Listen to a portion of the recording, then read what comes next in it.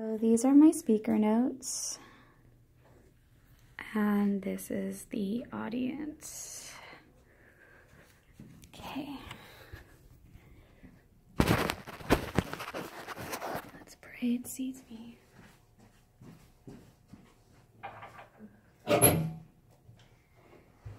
Grinding teeth. Depersonalization and derealization. Did you know that these are some of the least talked about symptoms of anxiety? How many of you have experienced some form of anxiety or have known someone who has gone through this? How many of you not believed in someone when they said that they were going through this? This topic means so much to me because I have had anxiety since I was young, and my family never believed in mental illnesses, so I was never given treatment.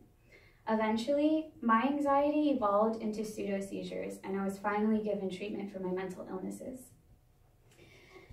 For the next few minutes, I plan on raising your awareness of the effects anxiety has on one's body and mind in hopes that one day you may all be able to recognize these symptoms. I'll begin by telling you guys about the different forms of anxiety. Then I'll discuss the symptoms, and I'll close by discussing different coping mechanisms. According to Mind for a Better Mental Health, which is a certified member of the Information Standard, which means that they have gone through rigorous assessments to ensure that their information is high quality, accurate, and current. So they're given logos to prove their reliability on their sites. So the different forms of anxiety is the generalized anxiety disorder, which is a general sense of an uncontrollable worry about anything. Most people worry about things, but it's when it becomes uncontrollable that it becomes a disorder. Then there's social anxiety, which is having the fear of being in public places, going to work, meeting new people. Then there's panic attacks, which is when you're having frequent panic attacks, which is a physical reaction to your fear or anxieties. That's your body trying to handle whatever you're feeling. Then there's phobia, which is a extreme fear of anything. So like arachnophobia, when you're afraid of spiders. Then there's post-traumatic stress disorder, and that's when you have gone through something traumatic or you have witnessed something traumatic. And it puts your body in a constant state of fight or flight. And so it usually brings on nightmares or flashbacks. And that's because it's trying to have your mind come to terms with whatever you have gone through.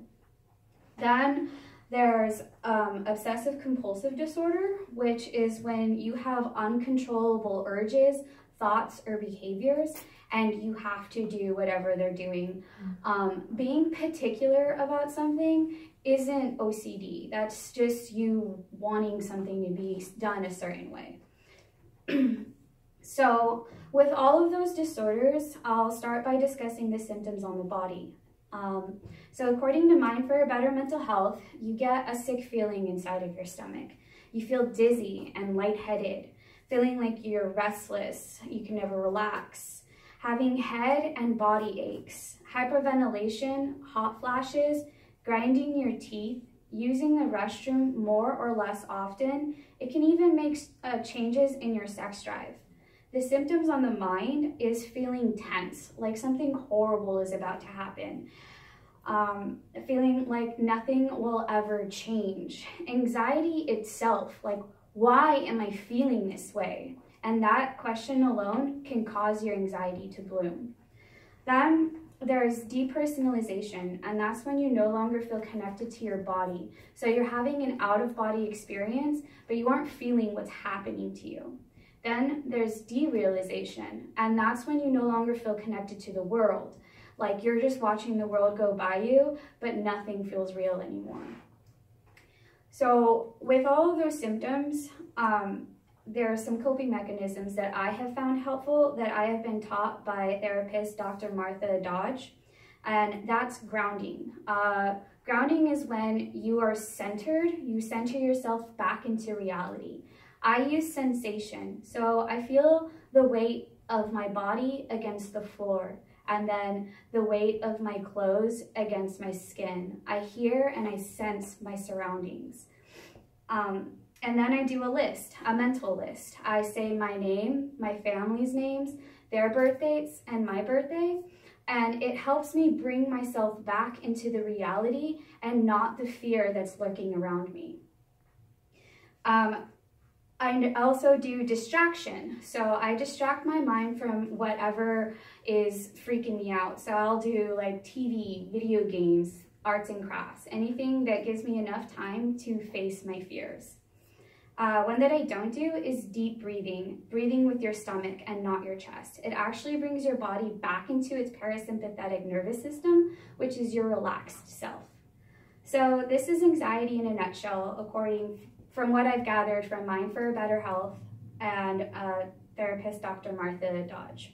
I hope you have learned about the different anxiety disorders, symptoms, and coping mechanisms. Thank you for listening. Here is my audience again. Okay.